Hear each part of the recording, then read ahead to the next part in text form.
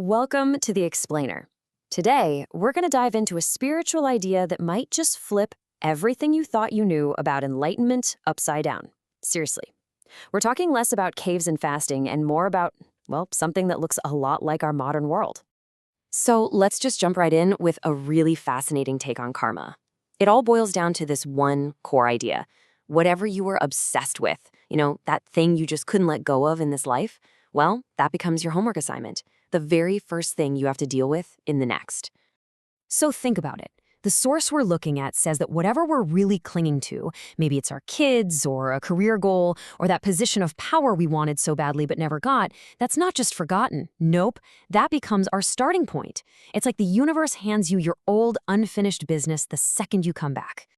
So, let's say you spent your whole life obsessed with becoming president. Well, according to this view, your next life isn't going to be some random roll of the dice. It's going to start right there, with that exact struggle, that attachment. It's literally the curriculum for your new life. And your job is to either finally get it or, well, fail to class all over again. Okay, so this whole idea of unfinished business leads us to a really interesting question. What is spiritual practice really? I mean, we all have this image in our heads, right, of monks, hardship.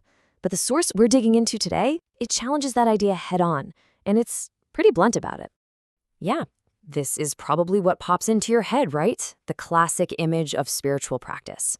You've got someone meditating for days on end, fasting, chanting, maybe even some pretty extreme physical stuff.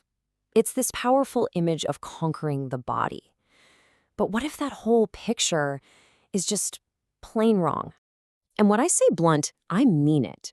The source material doesn't pull any punches here. It basically says, look, if all that suffering doesn't produce something real, something useful for other people, it's not spiritual practice. It's just writhing in pain. Ouch! The argument is that it's just suffering for its own sake, with zero higher purpose. The key question here is, so what? What did you actually accomplish? If you spend your entire life in a cave and you starve to death, what have you given to the world? Sure, you learned a ton about being hungry, but you didn't create any wisdom that can actually help anyone. From this perspective, that life, well, it didn't create any value. Okay, but I know what you're thinking. What about the people who do all this intense stuff and seem to get supernatural powers? Predicting the future, reading minds, that kind of thing? Surely that's a sign of enlightenment, right? Well, maybe not. This is where it gets really fascinating. The source draws a super clear line in the sand. On one side, you've got this thing called Shintong, which is basically supernatural power. It's treated like a skill, a technique. And on the other side, you have Kedalium, which is true enlightenment. And the big takeaway is that this is based on knowledge. And these two things, they are absolutely not the same. Get this. The source claims that these so-called powers aren't a sign of wisdom at all. They're a byproduct of emptying your mind, of reaching a kind of peak ignorance. By focusing so intensely, you can kind of open a communication line to another dimension. But it's just a technique, like a cool party trick. It's not the deep, profound understanding that we'd call real wisdom. All right, so if all that stuff, the fasting, the meditation, chasing after special powers is a dead end, then what's the real path? What's the actual work we should be doing right here, right now? And here it is. This is the central idea. And honestly, it's a total game changer. The most important, most profound spiritual practice for our time is simply to learn, to acquire knowledge, to equip yourself with a real understanding of the world, of society, of how everything actually works. This just says it all, doesn't it? The source goes so far as to say that today's intellectuals, the scientists, the researchers, the teachers, they're the greatest spiritual practitioners. Why?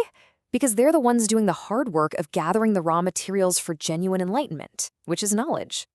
But wait, it's not just about hoarding knowledge for yourself. That's a crucial piece of the puzzle. The whole point is to use that knowledge to help people, to solve problems, to move society forward. That's where you earn what's called gongduk. You can think of it like spiritual credit or merit that you get for making a real contribution. Okay, so let's tie this all together because it builds into this incredibly practical, almost scientific law of reincarnation. We're not talking about some mysterious divine judgment. This is a straight-up system of cause and effect, and it's all based on one thing: what you contributed. It's actually laid out as being super simple. You live your life, you either help society advance or you don't, and whatever you did or didn't do directly sets the stage for your next life. It's like a spiritual economy. Your contribution is your investment in your own future. So let's look at the two paths this lays out. First, you've got the person who goes off to live in isolation. All that meditation, all that chanting, but they never share anything they learn. They don't write anything down, they don't solve any of the world's problems, they create zero value for anyone but themselves. And the result? Well, it's pretty harsh. According to this philosophy, since you gave nothing, you get nothing. You've earned no merit, so you go right back to square one. You're reborn into tough circumstances, forced to learn all the basic lessons from the ground up. You literally get what you gave. Okay, but now let's look at path number 2. This is the innovator, the scientist, the teacher, the person who spends their life learning and then shares what they've learned to help everyone else. They're actively working to make the world a better, smarter place. And the reward for that life? It's beautiful, really. You get to come back and live in the better world you helped build. All that merit you earned, it's your ticket to enjoy the very progress you made possible. You helped humanity take a step forward, so you get to start your next life from that new, higher step. So, when you really think about it, the ultimate takeaway here is that helping others is helping yourself. This idea completely breaks down the wall between being selfish and selfless. The absolute best way to guarantee a better future for you is to spend this life building a better future for us. And that leaves us with this one really provocative question to chew on. If this is right, if the real spiritual journey is all about learning and contributing, then maybe we've been looking for enlightenment in all the wrong places. Maybe the real temples aren't on mountaintops, but in libraries and laboratories. And maybe the true spiritual masters of our age are the people right now pushing the boundaries of what we all know.